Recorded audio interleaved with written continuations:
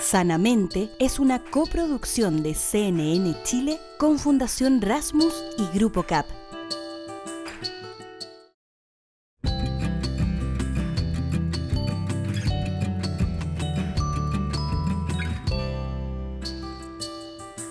Hola, ¿qué tal? Bienvenidos, bienvenidas una vez más a Sanamente. Nosotros aquí nos encontramos para ver qué hacemos para vivir un poco más felices, para tener relaciones más sanas, para orientarnos hacia ese propósito común que tenemos, a veces no lo decimos, pero es que es ser felices.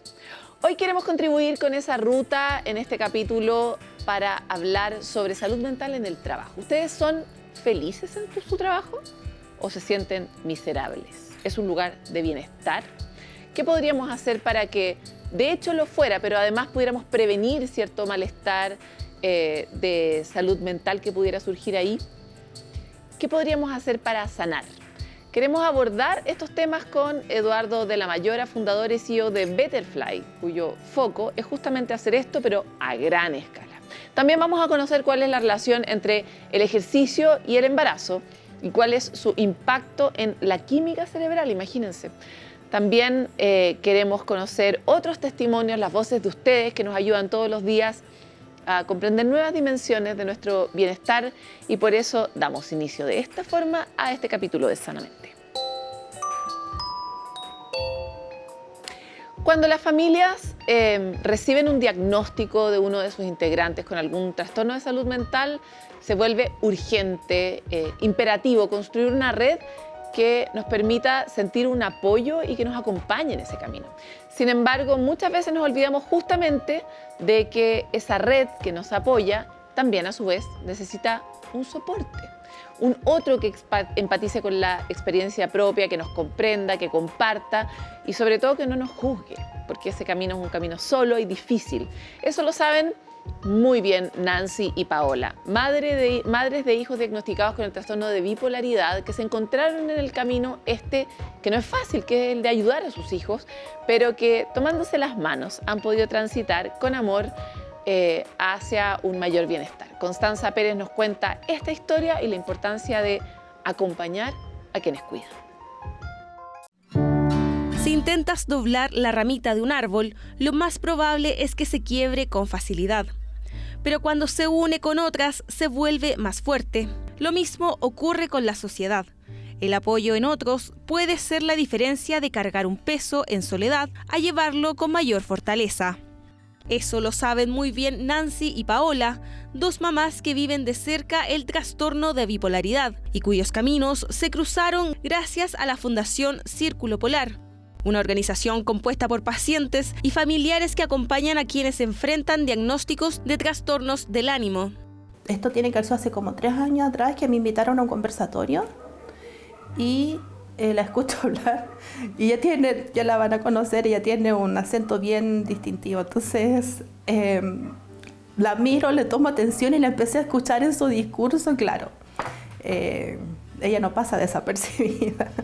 Y ahí parte nuestro acercamiento. Pero lo que nos une finalmente, como seres humanos, son las emociones, son los sentimientos. Hay gente que le llama energía, como tú quieras, pero yo creo que ahí es donde nos encontramos, en entender que lo que está viviendo la otra persona, yo también lo siento. Fue muy bonito porque yo creo que la imagen más fuerte de la Nancy fue escucharla en una charla presencial, cuando se pagra con estos crespos bellos que llevamos los crespos.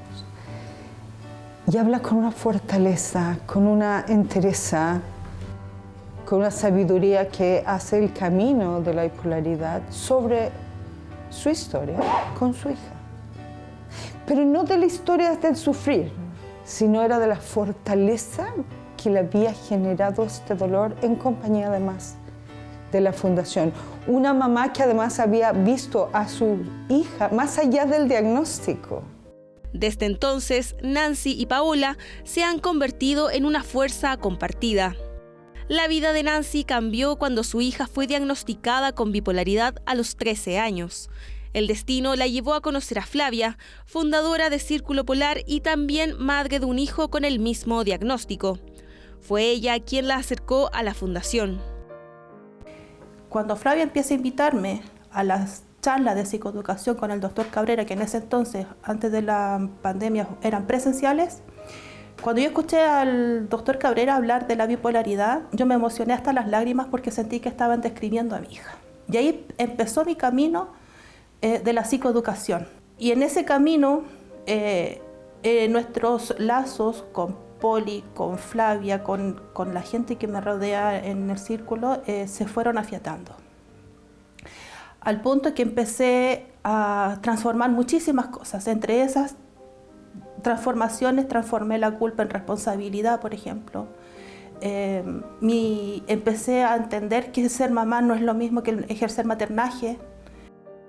Paola, par de Nancy, vive el diagnóstico desde dos miradas, como paciente, pero también como madre de una persona con bipolaridad, realidad que permea su camino con la enfermedad.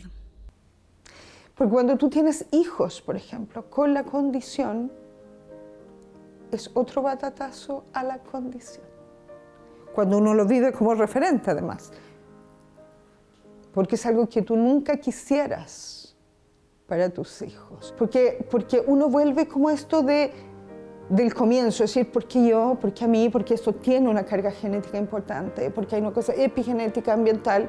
Pero cuando pasa con tus hijos, se revesa la vida.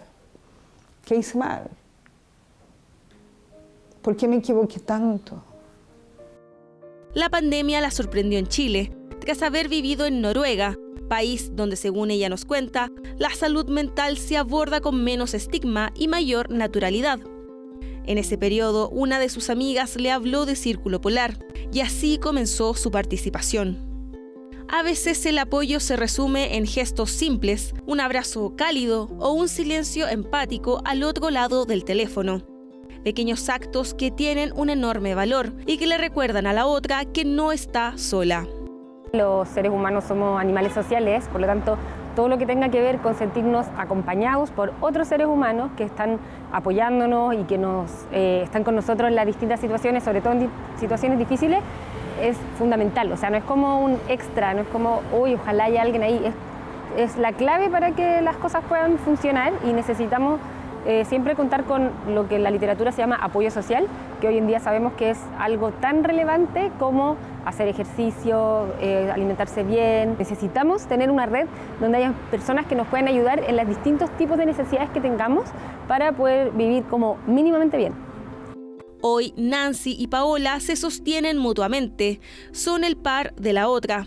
Se reflejan en sus experiencias, en su sentir, en sus miedos, pero también en sus esperanzas y en el amor por sus hijos.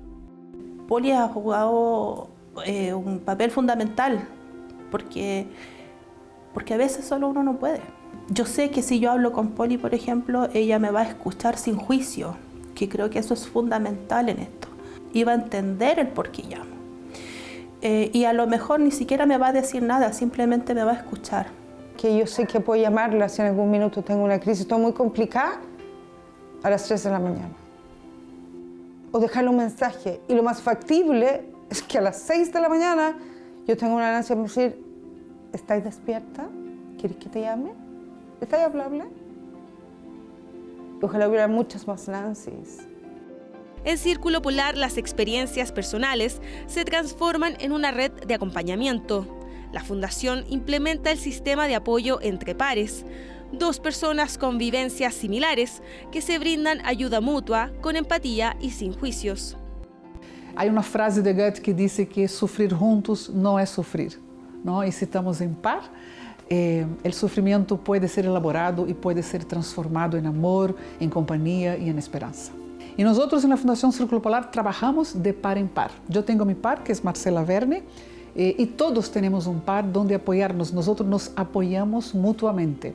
Más la psicoeducación que nos da Xochitl, para poder que cada par, los pares tengan siempre uno con más experiencia y con más conocimiento para prestar esperanza y mucha educación en salud mental. El diagnóstico de un hijo, una madre, un hermano o una pareja es un punto de inflexión que marca la vida no solo del paciente, sino también de quienes lo acompañan. Entender el círculo de apoyo como una red interconectada requiere que aquellos que acompañan también sean considerados como actores claves en el tratamiento. Los familiares y las personas que acompañan a personas con condiciones crónicas de salud mental requieren ser reconocidos como socios del tratamiento. En el fondo, están asociados al tratamiento, necesitan ser parte del tratamiento, ser incorporados, que reciban la información que necesitan para poder acompañar, que reciban información sobre cómo a ellos les puede afectar también estar en esta posición y ojalá que reciban algún tipo de entrenamiento. Nosotros capacitamos a algunas personas y que son los facilitadores y ellos tienen un poco más de armas para apoyar y tener claro que efectivamente si por un lado no tienen todas las respuestas, pero juntos vamos construyendo. De mano con la psicoeducación, el apoyo de pares se vuelve una pieza determinante para aquellos que acompañan a sus seres queridos a transitar y vivir el diagnóstico. Gracias porque gracias a ti y a la Fundación y a todos, hoy día me siento protagonista de mi vida, no víctima de mis circunstancias. Y eso para mí es invaluable. Gracias por ser parte de mi vida, gracias por estar. Gracias, ¿no? Ya, y gracias por la esperanza que esto va a provocar para todos y ya eres parte de esa esperanza. Estar, escuchar, no juzgar. Es así como la experiencia de acompañar un diagnóstico deja de ser un camino solitario para convertirse en una travesía compartida. Lo demuestran Nancy y Paola, que han encontrado en la otra una mano amiga, una estrella que guía. Gracias, gracias. Siempre. Gracias. Según el último informe de la Superintendencia de Seguridad Social, el 72% de las enfermedades profesionales reportadas durante 2024 corresponden a problemas de salud mental, siendo de hecho la primera causa para las licencias médicas. Esta relación entre lo laboral y el bienestar emocional es en muchas ocasiones algo de lo que no hablamos y sin duda para muchas organizaciones es un desafío. ¿Cómo podemos lograr un equilibrio? ¿Cómo podemos integrar la prevención y incorporar su rol para resguardar y proteger la manera en que las personas se van relacionando con el trabajo? Para hablar sobre esto y mucho más, estamos hoy con Eduardo de la Mayora, fundador y CEO de Betterfly, que es una empresa que hizo una oferta bien original y bien novedosa, entendiendo primero al ser humano como una cuestión integral, cuerpo, alma, espíritu, bienestar completo, y un rol de la empresa bien relevante para la sociedad. Muchas gracias por estar hoy día con nosotros. Muchas gracias, Paloma, por la invitación. Feliz de estar aquí. Lo primero era eso, porque venimos de un mundo, tú y yo fuimos formados en un mundo de cajones, donde el trabajo estaba en un cajón, la vida personal estaba en otro cajón, la salud mental estaba en otro cajón y la salud física en otro cajón. Sin embargo, Betterfly tiene una visión bastante holística de todas estas dimensiones y por eso quisiera partir que nos contaras qué es Betterfly. Bueno, Betterfly somos una plataforma de beneficios, si quieres, de manera más simple, beneficios de la salud, donde lo que buscamos es empoderar a las personas a convertirse en su mejor versión. Y esa, si querés, es una aspiración más desde la salud. ¿Y qué significa ser tu mejor versión? Es poder vivir una vida plena, una vida feliz, una vida saludable. Al final la salud es muy importante, pero no solamente la salud física, sino que la salud mental, la salud espiritual.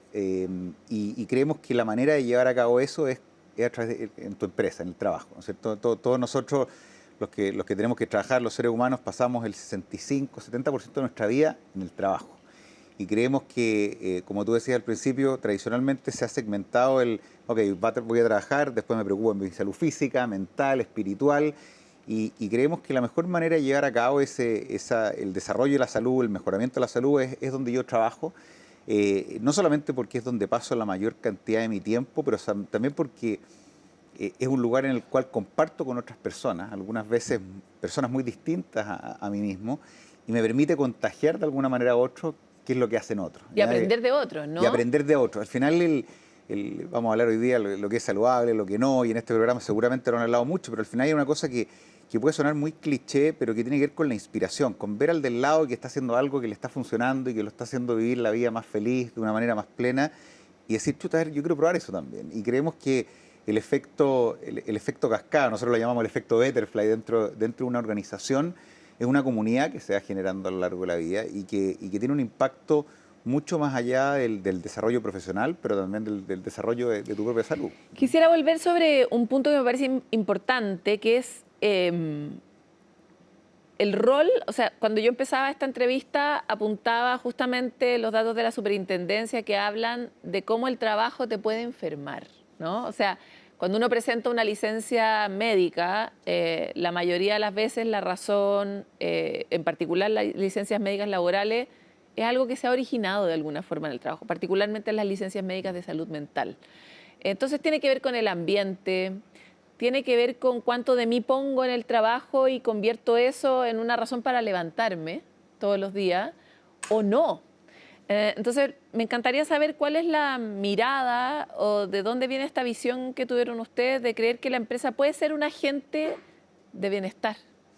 Mira, la visión partió, yo me acordaba, hace muchos años atrás estuve aquí, ¿no es cierto? No en este programa, porque no existía el programa todavía, pero en CNN acá al lado, y hablando de por qué partimos esta compañía. Y partimos con algo súper simple, que es decir, los seres humanos estamos diseñados para ayudar a otros. Y cuando les damos la oportunidad a cualquiera, independiente del color político, nivel socioeconómico, de ayudar a los demás, no lo dudamos y lo hacemos. Ya es un instinto casi como el instinto maternal, como el instinto de proteger a los que queremos.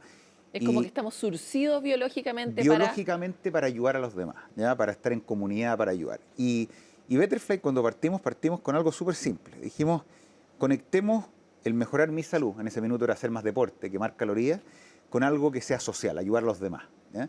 Y usemos el ayudar a los demás como un motivador, como el inspirador para ayudarte a ti. Y Por ejemplo, dijimos, antes Butterfly se llamaba Burn to Give, en un principio, quemar calorías para dar calorías. Y hagamos que las personas quemen calorías haciendo deporte, y cada caloría que quemen haciendo deporte la vamos a convertir en calorías de comida para un niño que las necesita. Algo súper simple, algo que en su minuto fue súper innovador, pero muy simple.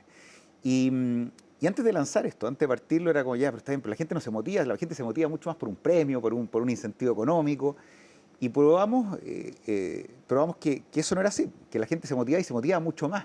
Y cuando tú le das la oportunidad a alguien de mejorar su salud física, en ese minuto, ayudando a los demás, el impacto que tenía en su propia salud era mucho mayor que el que lo hubiéramos logrado si es que le dábamos una recompensa económica. Y partimos con ese principio bien básico. En un principio no éramos una plataforma para empresas, era plataforma para personas.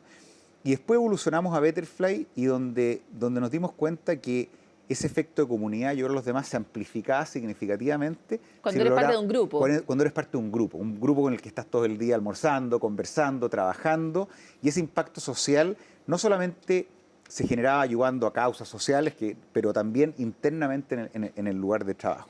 Ayúdame a comprender bien los distintos incentivos, porque de todas maneras es contracultural imaginar que dentro del programa de bienestar de una empresa va a estar metido de esa manera el dar a otros, ¿no? A pesar de que en Sanamente, yo te comentaba antes de que empezáramos, tenemos una cápsula que cuenta cómo la neurociencia prueba que nuestro cerebro nos entrega recompensas cuando hacemos acciones solidarias, ¿no? Entonces, como que igual uno se ayuda a uno mismo también. Pero además de ese factor que puede estar dado por voluntariados o distintas herramientas que entrega la plataforma, también está el factor de medicina preventiva en su más amplio sentido. ¿Por qué? A ver, porque la medicina preventiva también ha tenido una evolución, ni siquiera en los últimos 5, en los últimos 2 años y medio, debido a la inteligencia artificial significativamente. ¿Qué es la medicina preventiva? A lo mejor súper en simple para los que están escuchando. La prevención, a lo mejor si yo le decía a alguien prevención hace 5 años atrás, era en el trabajo, ¿ya? Era las pausas activas, era hacer deporte, era una membresía, un gimnasio. Pero la evolución ha sido tal que no solamente hoy día la medicina preventiva tiene que ver con esos hábitos saludables, pero tiene que ver con ver mi cuerpo y qué es lo que mi cuerpo necesita. Conocer mejor nuestro propio cuerpo. Exacto, conocer mejor el cuerpo. Y a lo mejor un ejemplo de la medicina preventiva, porque tiene muchas ramas, es un examen de sangre, que te permite ver, ¿no es cierto?, bioquímicamente o cómo está mi organismo en un determinado momento. Y me permite ver cómo mis hábitos, ¿no es cierto?, mis hábitos diarios, el caminar, el no caminar, el hacer deporte, el no hacer deporte, el estar durmiendo, no estar durmiendo, la comida que estoy comiendo. Va cambiando todos tus indicadores internos, mis indicadores internos. Y mis indicadores internos, ¿y eso qué significa? Significa que tengo que caminar más, tengo que comer esto, tengo que comer lo otro, y es algo muy personal, ¿ya? Y estamos en un minuto en el cual la medicina preventiva o la prevención está agarrando no solamente velocidad de escape, pero también está llegando a un punto en el cual es económicamente sustentable poder hacerlo a escala y de manera personalizada. Y la personalización es la parte más importante porque nosotros los seres humanos tenemos un cierto ADN, ¿no es cierto?, de cómo nacimos, pero el ADN va a dictar el 20, el 25% de cómo sea nuestra salud. El otro 75% viene dado básicamente por lo que hago, lo que no hago, estos hábitos saludables o no saludables, por el ambiente, el smog, si no hay smog, donde vivo, si tengo luz, no tengo luz. Si tengo relaciones o no tengo no tengo relaciones con otros. Cómo estoy conectando, cómo estoy ayudando, lo que hablábamos al principio. Y eso va cambiando y hoy día el poder tener una radiografía de tu cuerpo de manera instantánea, de una manera que sea accesible, es súper importante porque te permite tomar decisiones, ¿no es cierto?, respecto a qué es lo que yo debería hacer para mejorar mi salud. Y eso hoy día... Y que va mucho más allá de qué me como, ¿no? Porque Totalmente. También tiene que ver con darme cuenta si estoy demasiado sola, si tengo suficientes interacciones. Lo que pasa es que esto que estamos hablando y que suena tal vez un poco pachacósmico, resulta que hoy día la ciencia lo está comprobando muy materialmente. Por ejemplo, cuán relevante es tener vínculos con otros en el deterioro del cerebro, en el envejecimiento del cerebro, y también en otro tipo de afecciones, como por ejemplo afecciones cardiovasculares, etcétera. Por lo tanto, uno podría hacerse un pack que está compuesto de relaciones, comidas, hábitos que te haga mejor, ¿no? Totalmente. A lo mejor una manera más cuantitativa de decirlo, y voy a llevarlo los pilares. Nosotros tenemos 6 pilares de alguna manera que uno tiene, las palancas que uno tiene en la vida para poder mejorar su salud. Y son 6. Partamos por las más básicas: el sueño, el dormir o no dormir, la nutrición y el ejercicio, ¿ya? Y ahí a lo mejor esas 3 primeras categorías, antes de mostrar las otras 6, son un poquito más las tradicionales. La que yo te diría, oye, la nutrición, ¿no es cierto?, el deporte, el no hacer deporte, el cómo estoy durmiendo. Y las otras 3, ¿ya?, que vienen, que son la salud mental, el mindset, las relaciones humanas y el propósito que yo tengo en la vida. Vamos de nuevo 2, 3 años para atrás, es como, ya, pero está bien, esto es como algo más, un chamán, el propósito, las relaciones. Y lo que hoy día la ciencia y la medicina te está mostrando es que esas cosas como las relaciones humanas, como qué es lo que estoy haciendo por los demás, tienen un efecto directo en tu salud, en tu bioquímica, en cómo, y un impacto real, ¿ah? O sea, el estar deprimido es una enfermedad real, no es algo que hay que esconder, es algo que tiene que ver muchas veces con las relaciones humanas. La otra vez, ¿te acordás? Hablábamos del estudio de Harvard, que es el estudio de salud y de felicidad más grande que se ha hecho en la historia. Tiene ya casi 90 años, siguió personas por 40, 50 años. Sin lugar a duda, el factor número 1 de felicidad y salud, las relaciones humanas, mucho más que la riqueza, mucho más que el trabajo, mucho más que la familia, mucho más, es las relaciones humanas al final del día. Y eso hoy día creo que de una manera bien increíble está al centro de la ecuación y lo podemos medir, que es lo más increíble al final. O sea, oye, ¿cómo estimulan ustedes las relaciones humanas a través de una plataforma que se usa dentro del trabajo para la empresa? Bueno, de varias maneras. Déjame antes de partir con eso, a mí siempre me gusta introducir el concepto de la gamificación, pero cuando uno dice gamificación, uno al tiro se piensa que es un juego y lo más. Si yo te hago una pregunta, Palometti, ¿cuál es la app de fitness más exitosa de todos los tiempos? Tírate una dira, pero de todos los tiempos. ¿Cuál dirías que es? No sabría. Ya, la respuesta a esa es Nike, Strava, Garmin, ya, Fitbit. La respuesta es Pokémon Go. Pokémon Go, que era una app, ¿te acordás que había que perseguir a unas personas? Ya, esa app hizo caminar a personas a salir de la diabetes, a bajar. ¿Por qué? Porque usaba la gamificación para motivar, ¿no es cierto?, el juego. El juego, ¿ya? Ya, pero si además el juego está cableado también en nuestras cosas más primarias, es la manera en la que aprendemos. En la que aprendemos. Entonces, como a tu pregunta, ¿cómo lo hacemos? Usamos la gamificación y de una manera en el sentido de la comunidad. Entonces, la gente compite por caminar, la gente compite por estar con otro y hay rankings de quién está caminando más, ranking de quién está haciendo más donaciones sociales, ranking de quién ha cambiado más ciertos biomarcadores versus otros, y hacemos una competencia sana dentro de la empresa para que tú mejores tu salud y al mismo tiempo puedas competir de manera entretenida con tus compañeros. Me encantaría llevarte una cuestión desde más atrás, porque entendemos que la empresa es un espacio necesario para el desarrollo humano. Entendemos que necesitamos trabajar de partida para comer, pero también para hacer crecer a nuestro país. Pero no necesariamente hemos entendido a la empresa como el lugar donde podríamos ser felices. Y me encantaría saber cómo ha ido cambiando tu propia percepción desde que empezaste con esta aventura hasta ahora, respecto de cuál es el rol social y personal de la empresa. ¿Cuál es el rol de una empresa en la vida de una persona? En la empresa, y bueno, esto a lo mejor para mí es el catalizador más grande y el ente que más impacto puede tener en la calidad de vida de un ser humano y de la sociedad al final del día. Porque de nuevo, voy a volver a que no solamente es un lugar donde gran parte de nosotros va a pasar la gran mayoría de su vida, pero al final es también una organización la cual gana todo porque su gente esté sana, esté feliz. ¿Ya? Acá hay múltiples estudios que te dicen un trabajador que llega al trabajo el lunes en la mañana con energía, con ganas, que se despierta con un propósito de ir a ese trabajo, y voy a hablar un poquitito de eso, y que llega y es una persona que va a rendir más, que va a producir más. Entonces, si lo llevamos a una ecuación, primero, porque puedo ir a la más cualitativa, la cuantitativa y económica, después de la persona estar saludable, el que más gana en una sociedad es la misma empresa. Es la misma empresa. Es una empresa, y hay un libro muy bueno que tiene que ver con la salud, pero se llama The Happiness Advantage, la ventaja de la salud, ¿ya? Y que el resumen del libro, un libro de 200 páginas, que te habla de ¿qué está primero, la felicidad o el éxito? ¿El éxito o la felicidad? Y tradicionalmente uno piensa, ya, yo voy a ser feliz cuando me den esta promoción, cuando me compre este auto, cuando pueda hacer este viaje. Y la verdad, y este libro es muy enfocado en las empresas, te dice, mira, las personas que son más exitosas son las que son felices primero. La persona que es más feliz es una persona que un vendedor va a vender 3,4 veces más. Una persona que es feliz en el área de soporte es una persona que va a atender al cliente 5 o 6 veces mejor que no. Y es el orden de los factores que importa. Entonces, la felicidad, la salud al final, cuando está primero, después permite que la productividad, el trabajo, se lleven a cabo de una manera que no se llevarían de otra forma. Las conexiones neuronales que los seres humanos tenemos cuando estamos felices, cuando estamos, la palabra es engaged, ¿no es cierto?, en nuestro trabajo. Comprometidos. Son a otro nivel que cuando llegamos y vemos el trabajo como algo que no conecta con nosotros. Una tarea tediosa. Y eso hay algo que las empresas pueden hacer, pero hay algo también que los seres humanos tenemos que hacer. Que al final, yendo a lo mejor a una cosa más filosófica, tú me preguntáis de mi visión, al final todas las empresas tienen un propósito, una misión, ¿no es cierto? Desde una pyme con 2 o 3 personas hasta una multinacional con 20.000, 30.000 personas. Y lo que yo siempre trato de compartir es que los seres humanos también tenemos un propósito en la vida, ¿ya? Y cuando tú puedes conectar tu propósito como ser humano con el propósito de la empresa, es ahí donde la magia ocurre y donde los astros se alinean de alguna manera. Y el alinear propósito, empresa con individuo, puede sonar como algo súper elevado, pero al final tu propósito en la vida puede ser, ¿sabéis qué? Mi propósito en la vida es poder algún día emprender y darle educación a mis hijos, y lo que yo estoy haciendo todos los días para ir a trabajar y con esta empresa me acerca un poquitito a eso.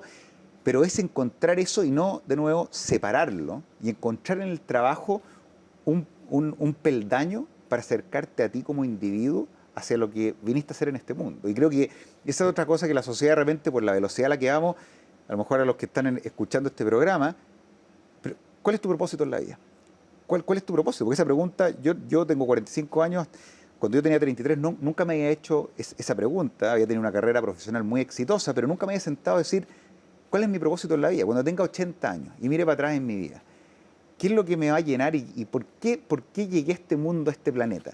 Y hacerse esa pregunta de repente y tratar de analizarla, porque cada uno de nosotros tiene algo único, es algo que te permite enfocar tu vida y decir, ¿sabes qué? Este es el lugar donde quiero trabajar o este no es el lugar que yo quiero trabajar. Y ese autodescubrimiento propio creo que tiene que partir por la persona primero que nada. Y después el trabajo es un catalizador, un exponenciador de ese propósito individual. Te quiero agradecer mucho por esta conversación. Sanamente es uno de nuestros grandes propósitos. Vieras lo comprometido que está nuestro equipo de CNN Chile, justamente porque esto tiene tanto valor y tanto sentido para el mundo hablar de estas cosas. Muchas gracias por estar aquí. Muchas gracias por la invitación. ¿Ustedes saben cuál es su propósito? Es una pregunta que puede dar miedo, ¿no? Da miedo sobre todo cuando uno está como desafinado y anda por un lado medio extraviado respecto de sí. Hacerse esa pregunta puede ser encontrarse con algo que nos duele. Pero la vuelta al encontrarlo tiene un nivel de recompensa que no esperan a los 45 años, como yo, como Eduardo, para hacérsela, sino que siempre es tiempo de preguntarse cuál es el sentido, cuál es el propósito de la vida. Nosotros vamos a una pausa y volvemos con mucho más de Sanamente.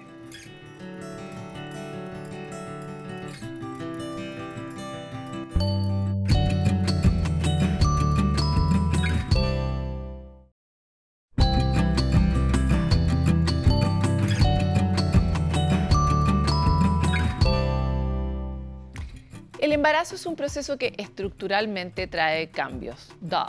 Obvio, ¿no? No solo porque va a llegar un hijo, sino también porque las mujeres nos transformamos enormemente, nuestro cuerpo, nuestras hormonas. Pero, ¿cómo el ejercicio podría ser un aliado en todo este periodo de transformación y en el posparto? Constanza Salay, directora y fundadora de Mamá Activa, nos cuenta más en la siguiente cápsula. La relación entre el embarazo y el ejercicio es importante debido a que a través del ejercicio se activan un montón de hormonas, de proteínas cerebrales que finalmente van a causar un efecto positivo en todo este proceso de embarazo y también del posparto. Durante el embarazo hay desregulaciones hormonales, ¿bien? Se activan ciertas hormonas, se inhiben otras hormonas o disminuyen en el fondo, y todas estas hormonas inciden en los cambios de ánimo, en la libido, y finalmente el ejercicio ayuda a esta regulación hormonal. De acuerdo al Colegio Americano de Obstetricia y Ginecología, las mujeres en periodo de embarazo y posparto debiesen practicar mínimo 150 minutos a 300 minutos semanales de ejercicio de intensidad moderada. Debe combinarse entre ejercicios aeróbicos que mejoren la salud cardiovascular y además en ejercicios de fuerza. Hoy día se ha demostrado también cómo el ejercicio de fuerza disminuye el dolor lumbar, el dolor ciático, aumenta la vitalidad, aumenta el estado de ánimo, mejora la calidad del sueño y finalmente todos estos factores inciden en la salud mental de la mujer. Resulta fundamental que las mujeres se hagan asesorar por expertos para practicar ejercicio físico adecuado y que también cuide su salud y la salud fetal. Es relevante que hoy todos los equipos de salud nos unamos para educar a la mujer durante el embarazo a practicar actividad física o a no dejarla si ya la estaban haciendo. Se ha demostrado cómo el ejercicio en el posparto puede ayudar a disminuir las tasas de depresión posparto. Con solo 1 hora de ejercicio físico a la semana de intensidad moderada, se reducía hasta un 40% los síntomas depresivos posparto. Es importante motivarnos para nosotros como mujeres y comenzar con pequeños espacios de movimiento, junto a nuestras guaguas, junto a otras mujeres embarazadas, porque sabemos y está demostrado cómo esto incide en nuestra salud mental. Hagamos tribu, juntémonos, hagámonos asesorar por expertos y fomentemos una sociedad más saludable y activa.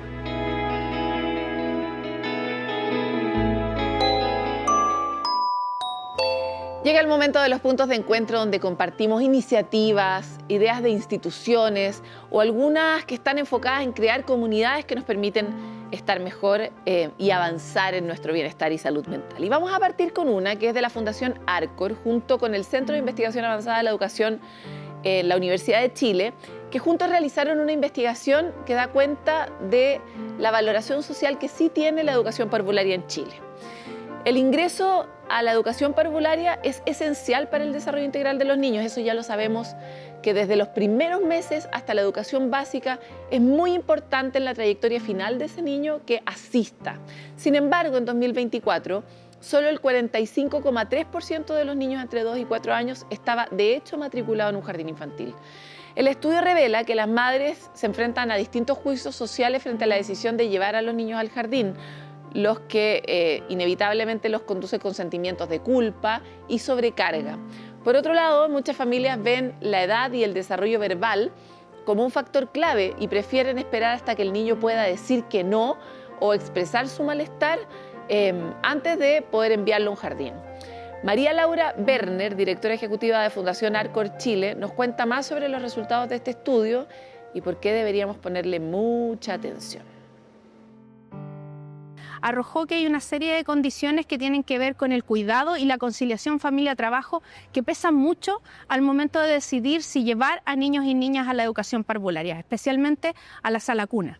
Es necesario que como sociedad entendamos que es importante mirar estas condiciones materiales, simbólicas, las redes de cuidado que hoy día tienen las familias para poder apoyar que haya una inserción real de niños y niñas a la educación inicial. Porque si esto no existe, va a seguir incidiendo en la matrícula y en la asistencia de los niños y niñas a la educación parvularia. Sí, tengo que complementar a María Laura diciendo que de verdad los niños que no van al jardín tienen muchos más problemas de integración, de aprendizaje y de desarrollo posteriormente. Es cambiarle la vida a un niño que vaya al jardín. Así que si tienen la oportunidad de influir en la decisión de alguien, para que le cuenten estos antecedentes. Pero ahora les queremos hablar de una muy buena noticia, porque se firmó el Compromiso Nacional por el Aprendizaje Lector del Ministerio de Educación, UNESCO y la Red por un Chile que lee, que es una iniciativa que reúne a más de 100 organizaciones y líderes educativos.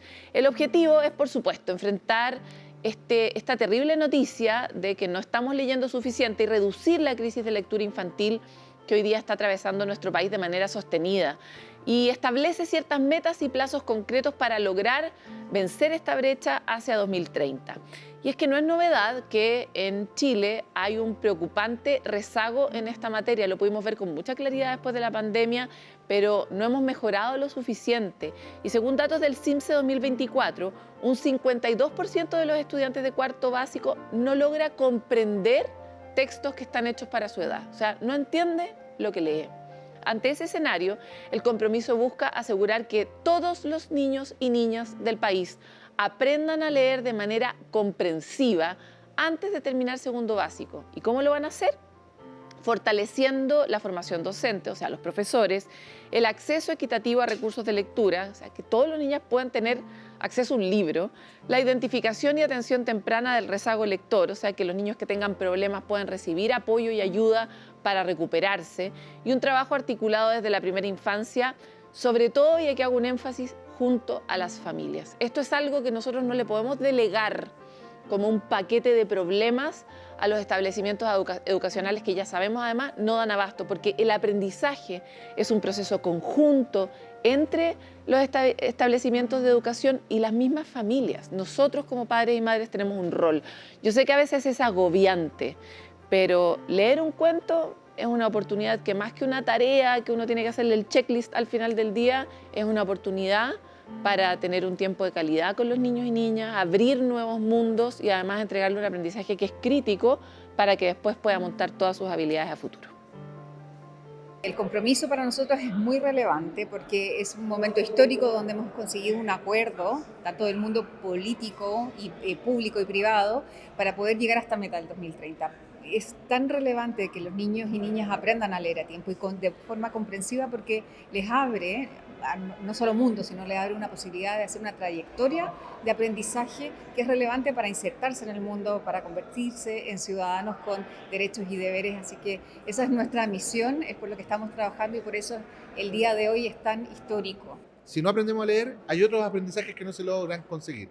Si no aprendemos los otros aprendizajes, el derecho a la educación no se garantiza. Y tal como lo dijo UNESCO hace ya algunos años atrás, sin el derecho a la educación garantizado, se pierde un derecho habilitante que no nos va a permitir ejercer otros derechos. Y por lo tanto la democracia se pone en riesgo. Así que creemos que allí se encuentra el corazón de nuestro futuro. Hoy es un día histórico para Chile. Con este compromiso nacional por la lectura, estamos dando un paso significativo en Chile y en América Latina y el Caribe a favor de sus niños y niñas que puedan realmente leer a la edad cierta. Así que felicidades, Chile. Ahora sigamos avanzando para realmente cambiar la realidad de estos niños y niñas. Bueno, y más de 4 millones de personas adultas ha perdido la visión en el país y existen casi 2.000 niños, niñas y adolescentes ciegos en Chile. La Fundación Luz lleva más de 100 años empoderando a personas con ceguera y baja visión, entregando apoyo para que puedan alcanzar autonomía, cumplir sus sueños, y les entregan en particular un soporte educativo, terapéutico y social. Actualmente atiende de forma gratuita a 500 usuarios a lo largo del país y trabaja además capacitando a los equipos que reciben a estudiantes y trabajadores con discapacidad visual. Pero para lograr todo esto necesita plata, y por eso es que ha comenzado su rifa anual, que se extenderá hasta el 14 de septiembre. Cada número cuesta la módica suma de 2.500 pesos y entre los premios hay incluso una escapada a Willow Willow. Imagínense cómo apoyando a la fundación va a tener un momento en la naturaleza. Otros grandes premios también están en la lista, pero no se comparan con el tremendo beneficio y felicidad que significa ayudar a esas personas que se atienden en la fundación y que están en lista de espera y cuya ayuda de verdad les cambia la vida. Así que los invitamos enfáticamente que compren su número. Deje de comerse ese chocolito, cómprese su número en rifaluz.donando.cl. Nosotros estamos capacitando a los colegios gratuitamente, acompañando a las familias, siempre lo hemos hecho gratuitamente. Han llegado más personas, se han enterado de la fundación, que la fundación de alguna manera igual estamos llegando a regiones, a provincias, y eso hace que hoy día tengamos una lista de espera importante. Estamos tratando en el fondo como de dar abasto, pero por lo mismo necesitamos los aportes económicos, porque en realidad poder avanzar en la lista de espera depende de tener los especialistas necesarios para poder hacer el correcto acompañamiento. Y ahora les queremos contar sobre Deporte Libre, una organización de arquitectura deportiva que trabaja en la recuperación de espacios públicos abandonados y la creación de instancias de codiseño con las comunidades para construir plazas, parques, patios, refugios de montaña, desarrollar talleres para niños, para adolescentes, para toda la familia. El objetivo es fomentar el desarrollo integral de los más pequeños. Deporte Libre ya ha transformado 22.600 metros cuadrados en infraestructura deportiva y ha beneficiado a más de 16.000 personas. El Parque Los Silos es un ejemplo de este trabajo, un parque de escalada de uso público ubicado en el Parque Los Reyes, que transformó una antigua fábrica de cemento en un gimnasio de escalada deportiva. Si usted se motiva con sus hijos, hermanos, sobrinos, puede visitar el sitio web www.deportelibre.cl para conocer de hecho todos esos espacios y talleres disponibles en esta ciudad y en la montaña.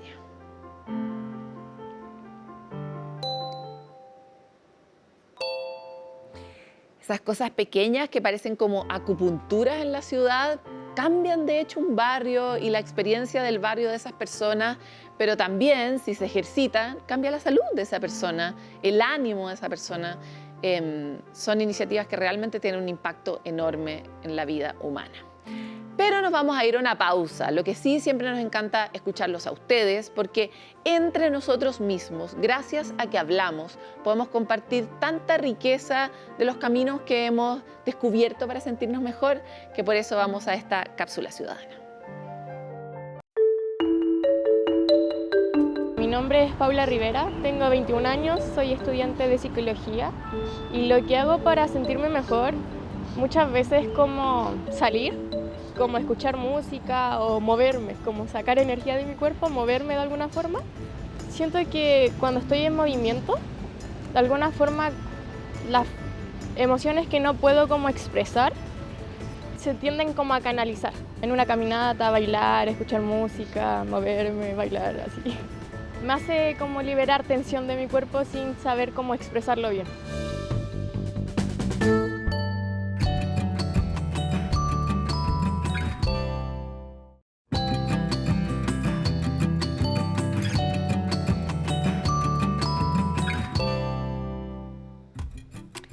Celos de tus ojos cuando miras a otra chica, tengo celos.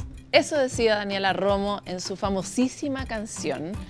Y la pregunta es, ¿han sentido ustedes celos?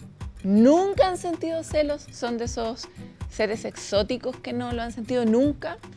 La verdad es que es una experiencia bastante colectiva cuando la comentamos con otros, pero sabemos que los celos tienen una función y también eventualmente un remedio. ¿Cómo podemos aproximarnos a este sentimiento de una manera sana? ¿Cómo operan en nuestro cerebro? ¿Y cómo podríamos abordarlos mejor? Veámoslo en la siguiente animación.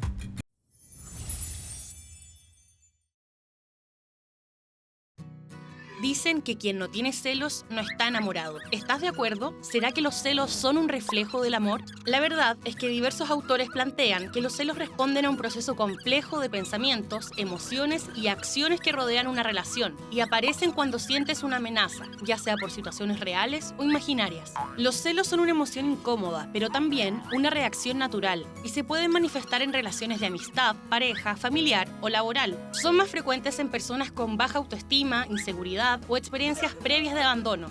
y pueden generar angustia, desregulación emocional, conductas posesivas e incluso violentas. En nuestros tiempos, los celos parecen estar cancelados, pero lo cierto es que son una emoción común y lo importante es aprender a gestionarla. ¿Cómo? Primero, reconócelos, acéptalos y habla sobre ellos con alguien que te haga sentir seguro. Si eres la persona a quien celan, trata de tener una mirada desprejuiciada y empática. Muchas veces los celos son la señal de una herida antigua, que con amor y conversaciones abiertas se puede sanar. Y ahora les queremos recomendar este libro que se llama Psicosis Lúcida, una historia donde su propio autor, Joaquín Miranda, nos cuenta y reconstruye la internación que vivió en una clínica psiquiátrica a los 15 años a través de recursos como la ficha clínica, las recetas, la bibliografía médica. Nos comparte cómo fue este proceso dentro de un hospital, algo que es como un rincón secreto, es una experiencia que no conocemos realmente porque no compartimos. El impacto que tuvo en su vida, el diagnóstico que recibió, nos permite conocer de la mano de Joaquín cómo es el sistema de salud, cuáles son sus críticas como usuario y comprender mejor cuáles son estos grandes paradigmas sobre la salud mental que a veces nos atrapan y no nos permiten evolucionar. Cómo ha cambiado la manera en que él comprendía el mundo antes y cómo lo comprende ahora. Joaquín Miranda nos cuenta más en su propia voz sobre los detalles de su libro. La idea entonces es fomentar la reflexión sobre lo que tiene que ver con salud mental, qué es eso que llamamos salud mental, cómo funciona, quiénes son los agentes que operan detrás de esto y también generar confianza y comunidad entre quienes hemos sido marginados y maltratados por las internaciones psiquiátricas, por los psiquiatras, por los fármacos y por las consecuencias que esto tiene en la vida social, que son el estigma principalmente, que nos dejen fuera de muchas experiencias y que nos traten como locos, parias y muchas veces incluso como no personas. ¿Se imaginan lo difícil que es vivir una situación como esa y sentirse de alguna forma despreciado por la sociedad, aislado, solo? Y también solo en una diferencia. En Sanamente promovemos mucho la idea de que podamos abrir los ojos a las realidades de otros que pueden estar muy cerca, puede ser nuestro vecino, puede ser ese con quien nos topamos todos los días en la calle. Y también es una historia que podemos vivir en primera persona, con alguien de nuestra familia o nosotros mismos. Por lo mismo, la invitación es siempre a desarrollar la compasión, la apertura de la mirada, y tratar de ser parte de una comunidad donde podamos ayudar a otros y estar disponibles para ayudar a otros. Somos seres interdependientes, es una realidad inevitable para nuestra naturaleza humana. Y por lo mismo, siempre que terminamos el programa, nos despedimos con un dato, con una recomendación donde ustedes pueden ser ese factor de cambio. Esta vez es la línea telefónica 4141 de prevención del suicidio del Ministerio de Salud. Es completamente gratuita, se puede llamar desde celulares de lunes a domingo, las 24 horas del día. Quienes estén enfrentando una emergencia, una crisis de salud mental asociada a la ideación suicida, pueden recibir asistencia con un psicólogo capacitado especialmente para estos temas que los va a escuchar y los va a ayudar. Si ustedes conocen a alguien que creen que puede estar en riesgo, tiendan esa mano, tiendan este dato, incentiven a pedir ayuda, porque eso definitivamente puede salvar muchas vidas. Nosotros nos vemos pronto en otro capítulo de Sanamente.